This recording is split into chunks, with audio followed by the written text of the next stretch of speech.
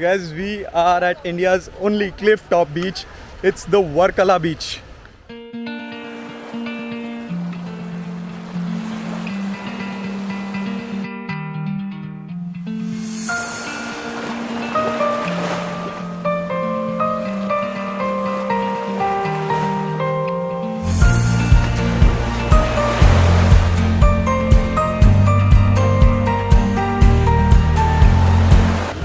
It takes about 3 hours to reach Varkala from Alleppey and about 4.5 hours from Cochin.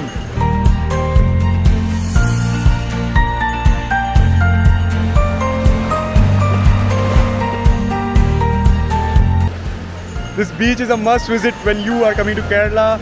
Make your plans accordingly and do come here at sunset especially.